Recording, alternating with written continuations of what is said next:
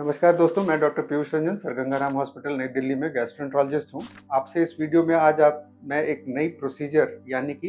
एक treatment procedure के बारे में बात करूंगा जो कि लिवर डिजीजेज में काफ़ी एक अपकमिंग फॉर्म ऑफ ट्रीटमेंट है। इसको प्लाज्मा एक्सचेंज यानी कि संक्षेप में प्लेक्स कहते हैं।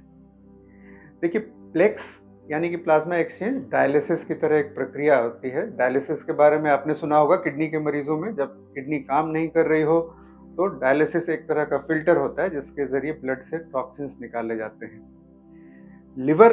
फेलियर में काफ़ी सारे सपोर्ट सिस्टम्स आते हैं जिनमें Mars, Prometheus, bio artificial levers, ये कई सारे सिस्टम हैं जो कि ट्राई किए गए हैं। इनसे कुछ फ़ायदा भी देखा गया है, बट ये काफ़ी कॉस्टली भी हैं और इनके कई सारे साइड इफ़ेक्ट होते हैं और ये लॉन्ग टर्म में इनके रिजल्ट्स बहुत ज़्यादा अच्छे नहीं होते हैं।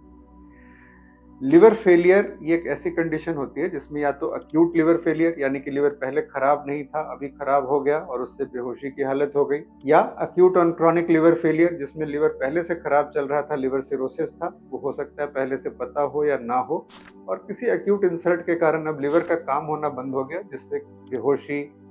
ब्लड कोएगुलेशन डिफेक्ट यानी कि कोएगुलोपैथी, पेट में पानी, इन्फेक्शंस, ये एक कंडीशन होती है। तो संक्षेप में ALF एक्यूट लिवर फेलियर और ACLF यानी कि acute on chronic liver failure, ये दो कंडीशंस हैं जिनमें यदि ये पेशेंट्स ठीक ना हो रहे हों, जो कॉज है, कारण है, उसको हटाने के बाद या सपोर्टिव ट्रीटमेंट के बाद, तो हम लिवर ट्रांसप्लांट की बात करते हैं यानी कि लिवर को बदलने की ज़रूरत होती है। ऐसी स्थिति में जब हमारे देश में जहाँ पे लिविंग डोनर ट्रांसप्लांट होता है कि यानी कि कोई आपका रिश्तेदार अपना लिवर अगर आपको दे तो वो मिल सकता है। DDLT यानी कि डिजीज डोनर, जो डेड बॉडी से मिलने वाली होती है, कैडेवरिक डोनर लिवर ट्रांसप्लांट, ये हमारे यहाँ अभी बहुत ज़्यादा प्रचलित नहीं है, धीरे धीरे इसकी संख्या बढ़ रही है। तो अगर लिवर मिलने की संभावना नहीं हो या लिवर ठीक होने में, रिकवरी में टाइम चल रहा हो, तो हम लिवर सपोर्ट डिवाइसेस की बात करते हैं। और इसमें से जो मैंने आपको पहले कुछ नाम बताए, जो कुछ उपकरण बताए, मार्स, प्रोमेथस, ये बहुत अच्छे काम नहीं करते, तो एक विकल्प के तौर में प्लाज्मा एक्सचेंज एक सिंप्लीफाइड सिस्टम के तौर में उभर करके आया है।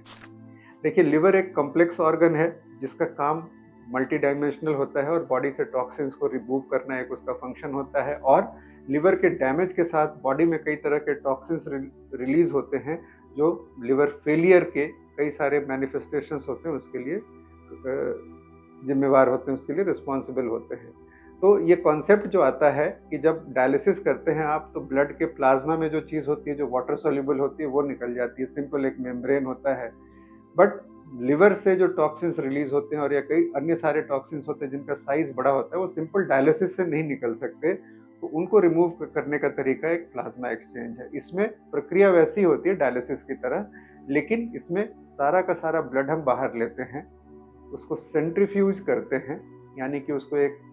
रोटेटर में घुमाते हैं और उसके ज़रिए जो white blood cells, red blood cells और प्लेटलेट्स इकट्ठा हो जाते हैं और जो प्लाज्मा होता है वो अलग हो जाता है। तो इस प्लाज्मा में वो सारे टॉक्सिक मटेरियल्स हैं जिनको हम शरीर से बाहर निकालना चाहते हैं, लेकिन सिंपल डायलिसिस फिल्टर इसको नहीं निकाल सकता। और प्लाज्मा एक्सचेंज में हम फिर क्या करते हैं कि जब ये रोटेशन के प्रक्रिया के दौरान, सेंट्रीफ्यूगेशन के दौरान, ये सेल्स और प्लाज्मा सेपरेट हो गए, तो हम प्लाज्मा को निकाल करके डिस्कार्ड करते हैं और उसकी जगह फ्रेश फ्रोजन प्लाज्मा यानी कि हेल्दी डोनर से लिया गया प्लाज्मा और एल्ब्यूमिन और नॉर्मल सेलाइन, जो बॉडी की ब्लड प्रेशर, वॉल्यूम रिप्लेसमेंट के अनुसार ज़रूरी है, उसको हम वेन्स के ज़रिए ही शरीर में वापस करते हैं। तो एक सिंपल प्रोसेस है जो 4 से 8 घंटे के अंदर डायलिसिस की तरह हो जाती है। कितना वॉल्यूम निकालना है और ये सब टेक्निकल एस्पेक्ट्स हैं, बट ये कॉन्सेप्ट के तौर पर जो हम करते हैं उसमें अंडरलाइंग प्रिंसिपल ये है कि टॉक्सिन्स को रिमूव करो और इसको रिप्लेस कर दो। कई सारे पेशेंट जो ज़्यादा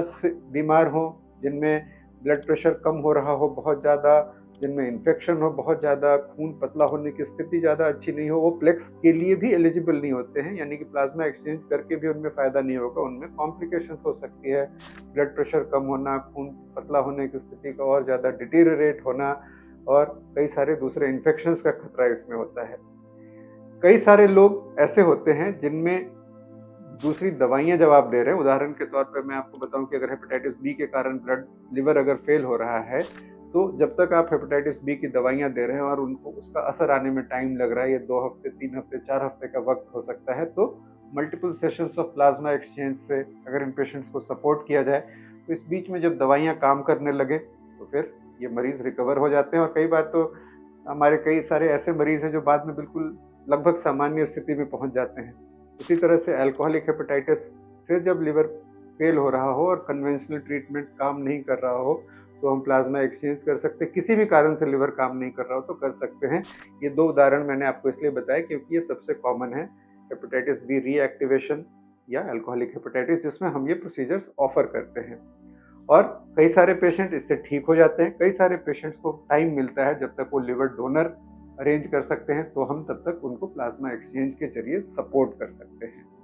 तो एक ये कॉम्प्लेक्स प्रोसीजर है जो सोलली यानी कि ऑन इट्स सेल्फ लिवर को ठीक नहीं करता है, लिवर को ठीक होने का अवसर देता है, या जब तक आप और ट्रीटमेंट के लिए लायक होते हैं, ट्रांसप्लांट के लिए मेनली, तब तक के लिए थोड़ा एक लंबा टाइम देता है। तो कई लोग इसको एज ए ब्रिज थेरेपी कहते हैं। कुछ लोग जो कि लकी हैं, जिनका डिजीज़ दूसरे तरीके से कंट्रोल हो सकता है, वो इसके पूरी तरह से ठीक हो सकते हैं। इसके बारे में यदि आप और जानना चाहें, अपने निकट के